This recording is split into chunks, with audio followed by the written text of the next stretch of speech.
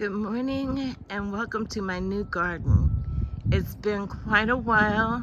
A lot of changes have taken place.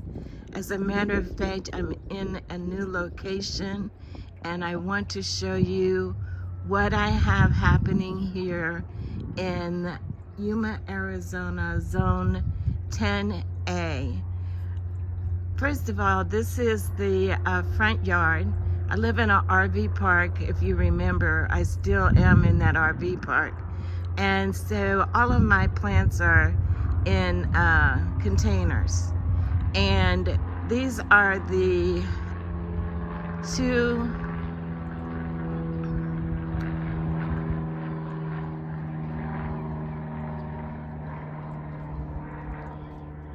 sorry about the plane. These are my two yellow bells that I planted 3 years ago from seed, and they are doing fantastic. I am just so very proud of them. The one on the right is having a little bit of a problem, but I think we're going to overcome that. I sprayed it with some neem oil a couple of days ago and it's looking a little bit better, and I think I'll spray it again very soon. So in the middle, this is the tuberosa. This is my yellow tuberosa. Most tuberosas are orange, and so this is a very special tuberosa. And as you know, we have tried to reproduce this plant, and we've had a little bit of a success, but it's not easy to germinate another plant, so we're still working on that. The front windows that you see, this is my kitchen in my new house. Well, it's new to me, but it's been around for a while, but I still love it. The windows are to my kitchen, and my kitchen table is right in front of the windows, and I can sit out here and watch the hummingbirds feed. As a matter of fact, you can see one just flying away. It was feeding on the feeders. Now here's one thing I do not understand, is that the hummingbirds prefer the feeder on the right, and I have another identical feeder. It's behind the tree.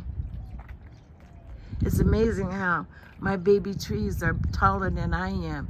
There's an identical feeder on the left, but they prefer to come to the one on the right. So even in the evening when the sun is on the left, they still prefer the feeder on the right.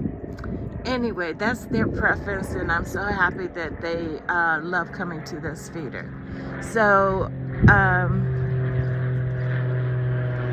when you come into the walkway, I have on the left is my morning glory tree.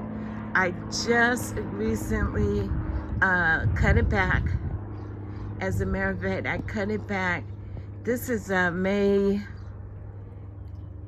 15th, and I cut it back the 1st of May, and I think it was maybe the last weekend in April. I'm not really sure, but it wasn't very long ago, and I was a little concerned about it because I didn't leave any leaves on it when I cut it back.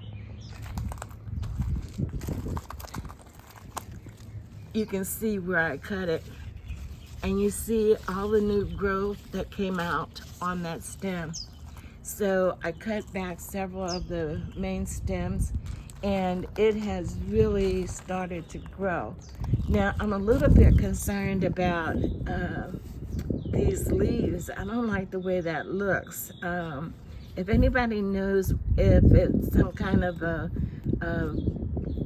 deficiency, that this plant needs some nutrients, particularly, let me know about that, because I don't think the leaves should be looking veined like that. Anyway, so yeah, here's a new leaf. It's not quite as veined. But anyway, if you know anything about that kind of a problem with plants, please let me know. So let's come into the front patio. I just set up this little area yesterday. I got a new kitchen table, which is larger. This is the one I had in my tiny house. And I moved it here.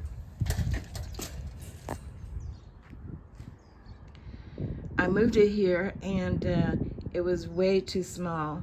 And I found a bigger table, so I'm really happy with having this little area out here where I can come and have coffee in the morning and say hello to the neighbors walking by. I should be walking by with them, but anyway, I'm gonna sit here and have coffee first. So you see, I have these 2 and 2 geraniums, and then I have 6 on my deck geraniums. And let me tell you, I did not pay, like sometimes they can cost as much as $14 for a pot that size. But I got these geraniums in the grocery store. They had them on a cart parked by the front door, and they were looking so sick. Oh my goodness. I couldn't believe how sick these were looking. And you can see where I've had to cut back quite a bit of the dead leaves, and they still have a little bit of dead leaf on there. I need to trim that a little bit more. But they were looking so bad. They were all droopy, everything. It was really, really bad. And so I asked them, I said, what are you gonna do with these geraniums? Looks like you're getting ready to throw them out. And she said, well, no, they didn't want to admit they were gonna throw them out. So I made a deal with her, and I bought all 10 of these for $10. So for $1 a piece, I got 10 geraniums, and I'm nurturing them back to health. So hopefully they'll do well in this environment. So I still have some problem areas. These were, well, the table that I got came with 2 leaves, and I'm gonna save the leaves. I'll put them in a closet somewhere. In case I do have company over, I can make the table bigger. But I love the table. It's a 42-inch round table. And it came with 4 chairs. I've already gotten rid of 2 of the armchairs, and I'll probably get rid of these 2 because I don't have company that often. And when I do, I can use some folding chairs, and we'll still have a nice little get-together if I decide to entertain. So I still have the Tower Gardens, and I can tell you, I am a distributor for Tower Gardens, but I am not too happy with the results that I'm getting from the towers. So one of them, this is the Flex Tower Garden. It's the one for the outside. The one in the middle is a home tower garden. I'm babysitting that one over the summer for a friend of mine that lives in Canada, and he didn't want to take it.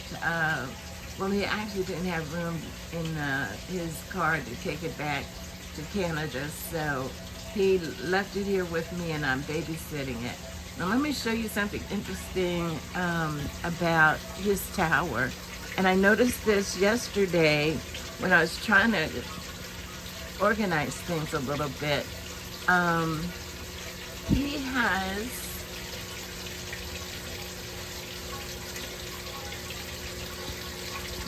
Can you see that? He has succulents growing in his tower. Now, a lot of these were around the back side of the tower, and yesterday I moved all of them up to the front side so that they can get some sunlight without me having to move the tower around. So this is one of the things I don't like about the tower, is the towers just get so dirty.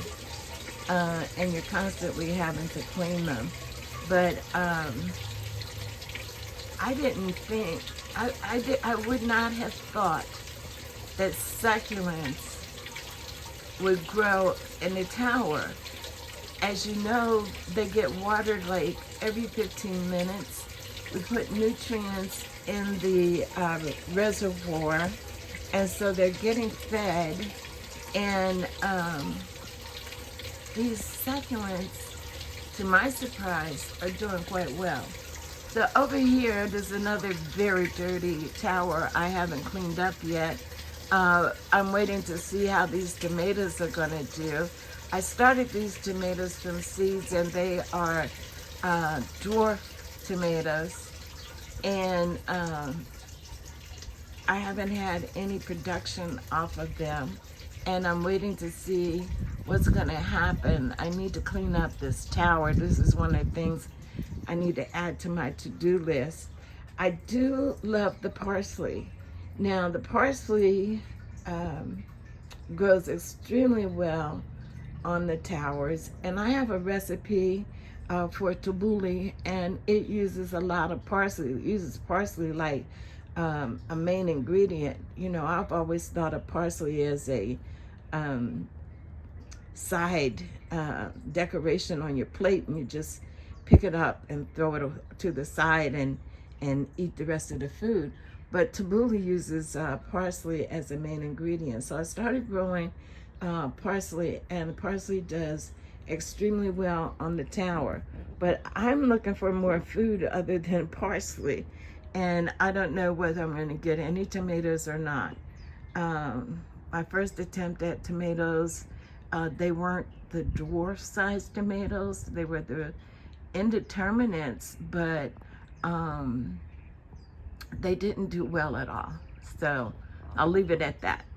Anyway, so I decided that I've got to have something growing other than parsley, and I am bringing back my containers. Now, I used to grow vegetables in these containers, and it's too late now for me to actually start growing in the containers, but I brought these around from the back side of the back patio because I don't have good access to the back patio, and the watering situation, I have a hose, it's a 100-foot hose that I can get that would stretch all the way down this patio, and I would be able to water the containers. So what I'm going to start doing is I'm going to start preparing the soil and getting this soil. It hasn't been grown in for a while. I have been trying to keep it moist, but right now it is extremely dry. And a couple years ago, I don't know if you guys remember when we were having problems with the packaged soil, and it hadn't decomposed enough, and plants were dying. And I had planted, I think about 12 plants after buying that soil, and all 12 of the plants died.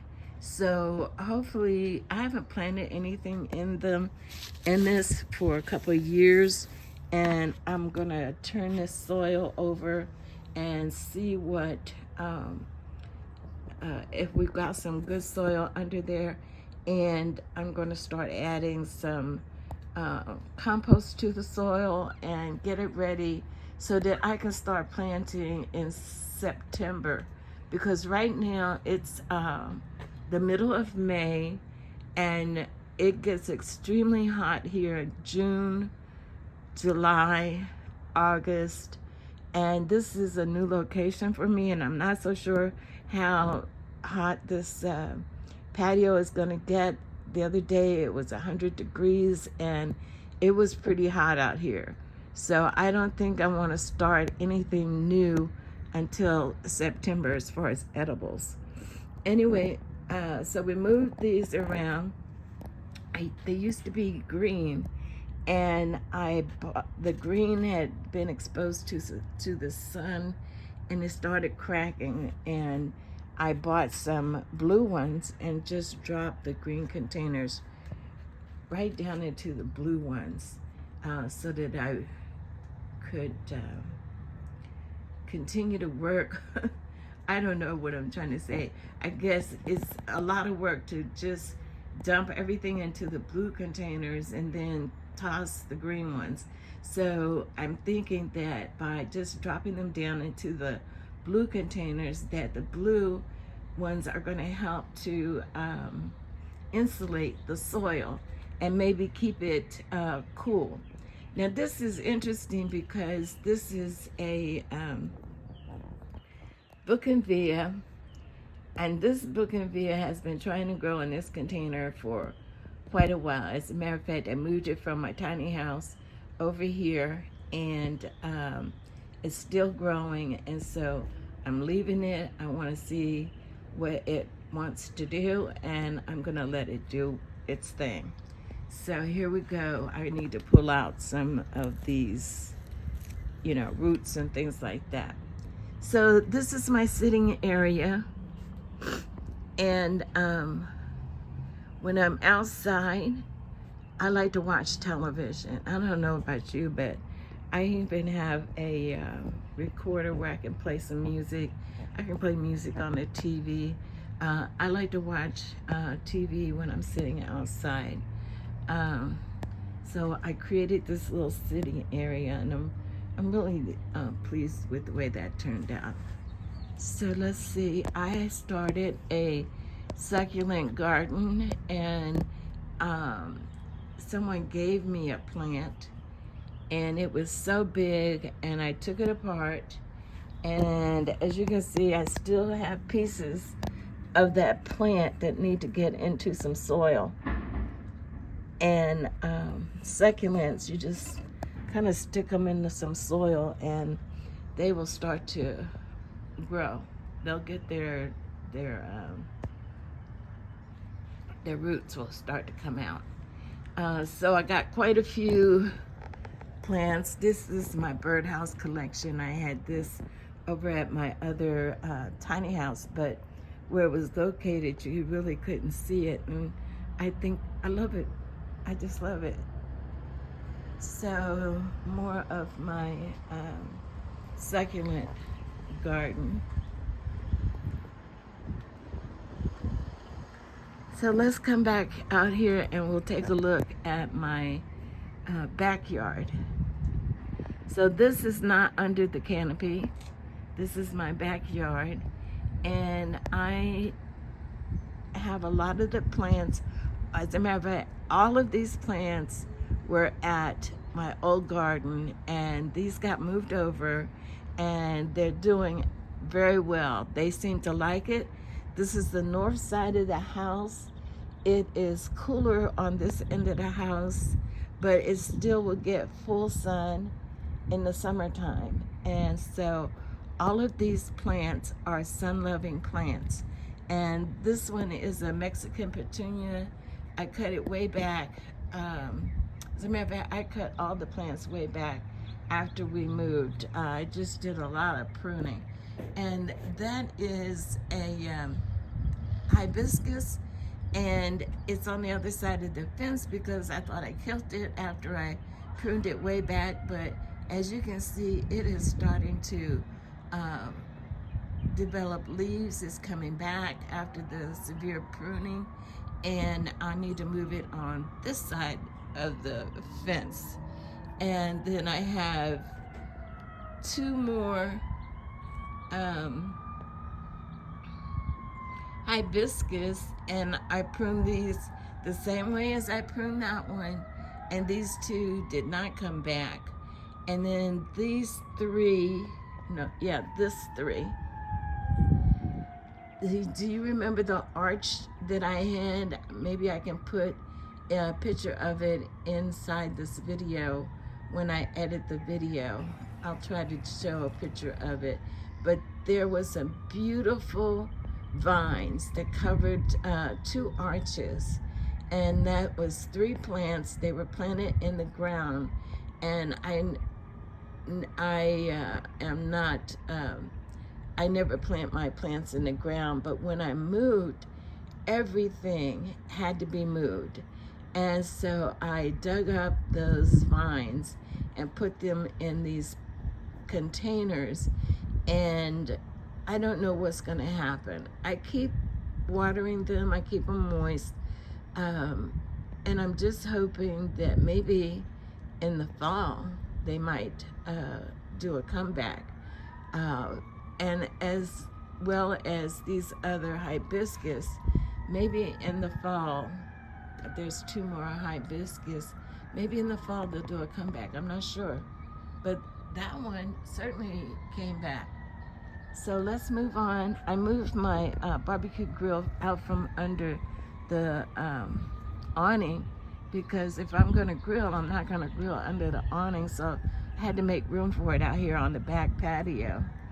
And so that's another Mexican petunia. And in the very corner here, that is the morning glory tree. That was a branch that was taken off of the mother tree in the front. The mother tree is the big one I showed you earlier in the front.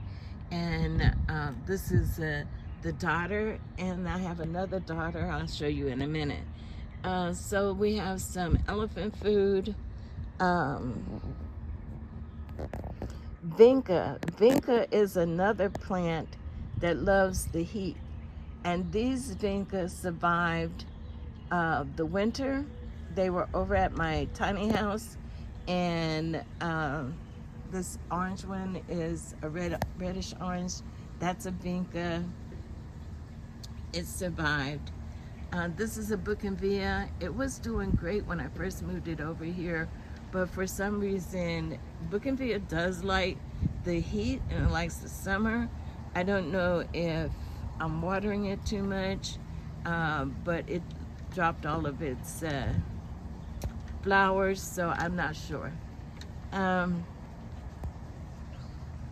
This is the orange tuberosa. The yellow tuberosa I showed you up front is the one that's very rare, and hummingbirds love either one of these tuberosas, whether it's the orange one or the yellow one. And look at this. I just saw this morning. It's starting to flower. Yay! So the hummingbirds will be back here having a feast. And that's why I have a couple of chairs I put back here, so I can come and sit and watch the hummingbirds. I love hummingbirds. So that is, the name of that one is escaping me right now. I've had this plant for a couple of years. It dies back in the summer. A lot of places it survives the summer. I mean, it dies back in the winter and then it comes back in the summer. Mine has done that for 2 years in a row. But there are other plants like this one. I'll come up with the name. I'll pull it out of my brain pretty soon, hopefully. If not, I'll put it on the video. They bloom all year in other places. And I don't know if it's because I have it in this pot, why it dies back, but we'll see what happens again. So let's see. This is my other bougainvillea, and it's looking pretty good. Actually, it's looking good. And the vinca, again, another vinca, and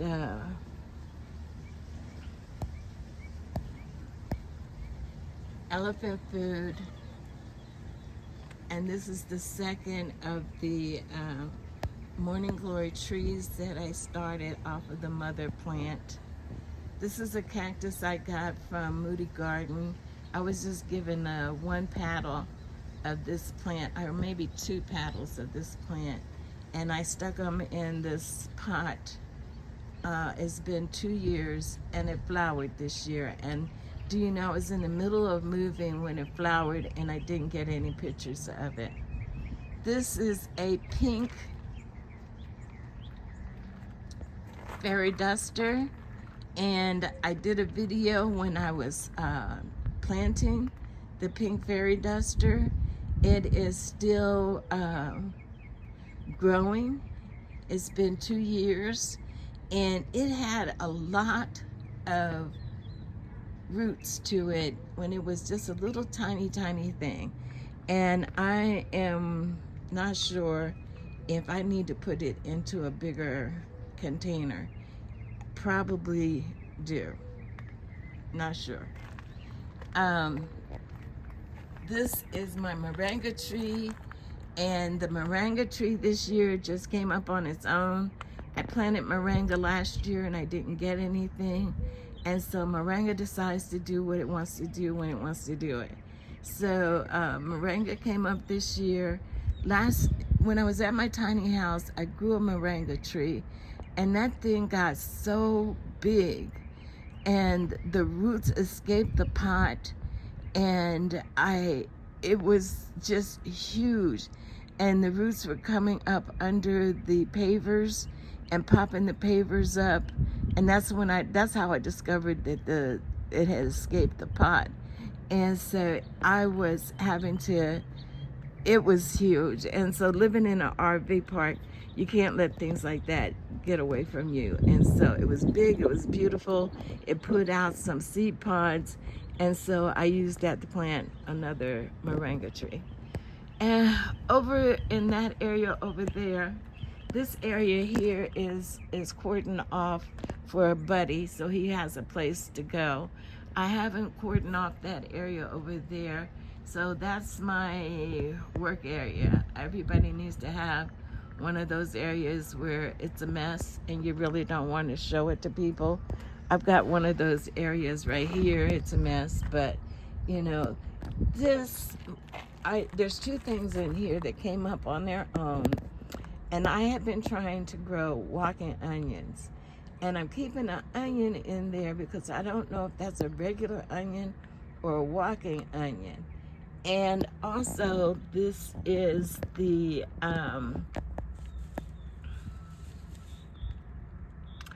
now that has escaped my brain right now. Gee whiz, I'm gonna have to put it across the screen. Manza. Oh, I can't remember. Anyway, I'll come up with it. It came up on its own.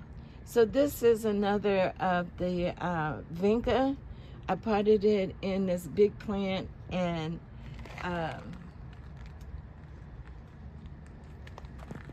with the aloe vera, because I wanted something spiky in there. And I like aloe vera to stand on its own because it's so structural. So it's getting some pups, and they're pretty big size. So I like to pull those out and plant them on their own. This is Purple Heart. Yeah, this is the Purple Heart. I've had it for a couple of years now. I started this from cuttings from a neighbor, and it was really difficult to get it to root it, but there's 2 ways of doing it. You can cut it and put it in some water and root it that way, or you can cut it and just put it in some soil and see what happens. They really don't like a lot of water. You can ignore them for a while when you're trying to root them, but when they're blooming like this, can you see the cute little pink flowers on here? Those are just so gorgeous. So I water it more frequently when it's when it's putting out blooms. A lot of times it's just the leaves, and the leaves are purple, and they're very beautiful on their own, even without the flowers. So this is my mother plant of the elephant food. This is the first one that I had, and all the ones that I have been taken off of this plant. So here's another view of my patio garden, and if I turn around, this is a view of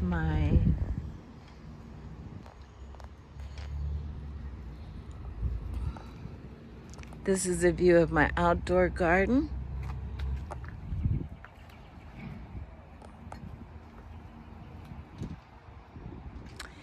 And that is the RV park where I used to live.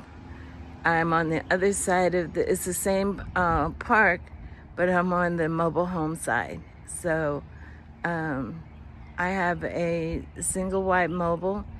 It's an older mobile, but I love it because I have 7 windows in the kitchen and the living room and a slider.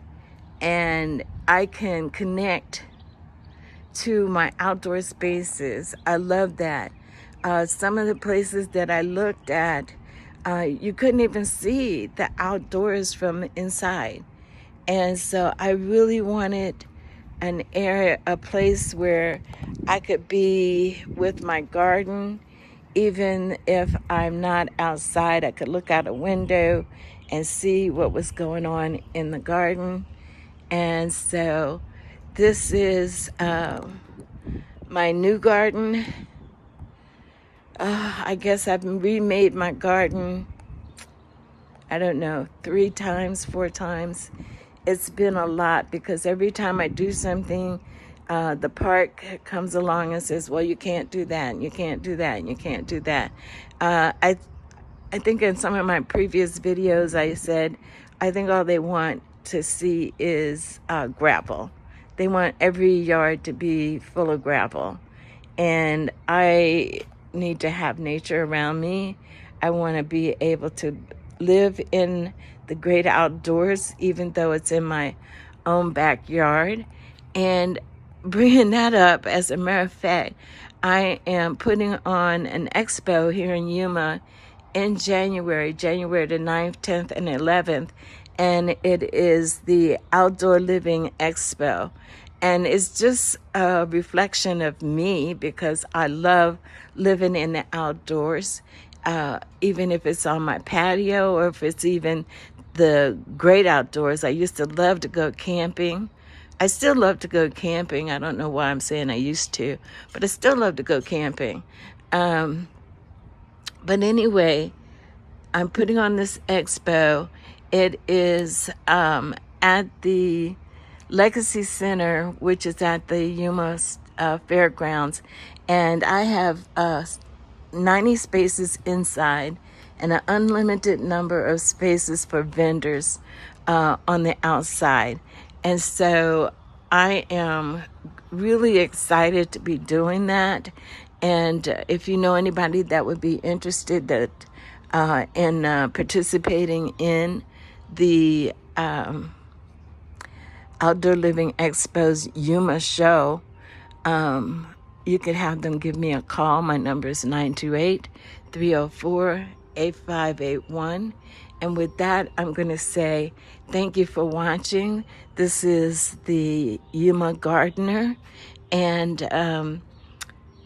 until next time, have a great day and enjoy the great outdoors.